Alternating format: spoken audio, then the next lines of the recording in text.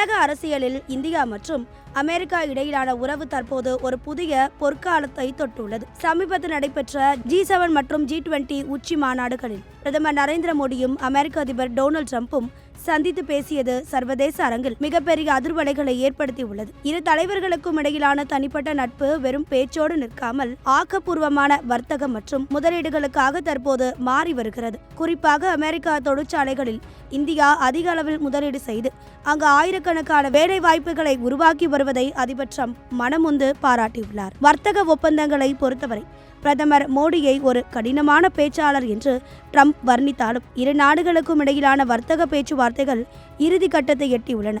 India தற்போது தனது எரிசக்தி தேவைகளுக்காக அமெரிக்காவை அதிகம் சார்ந்து இருப்பதும் இந்திய தொழில்நுட்ப வல்லுநர்களுக்கு அமெரிக்க வேலைவாய்ப்பு சந்தையில் அதிக முன்னுரிமை அளிக்கப்படுவதும் இந்த நட்பின் வலிமையை காட்டுகிறது. அதேபோல் செயற்கை நுண்ணறிவு மற்றும் நவீன தொழில்நுட்ப கூட்டுறவு ஆகியவற்றில் இரு நாடுகளும் இணைந்து செயல்பட திட்டமிட்டுள்ளது. எதிர்கால வளர்ச்சிக்கான ஒரு முக்கிய மைல்கல்லாக இது பார்க்கப்படுகிறது. பாதுகாப்பு மற்றும் இராணுவ ரீதியாக பார்வையில் ஹார்முஸ் நீரிணை போன்ற முக்கியமான கடல் வழித்தடங்களை எந்தவித தடையும் இன்றி திறந்து வைப்பதில் இந்தியா மற்றும் அமெரிக்கா ஆகிய இரு நாடுகள் உறுதுணையாக உள்ளன.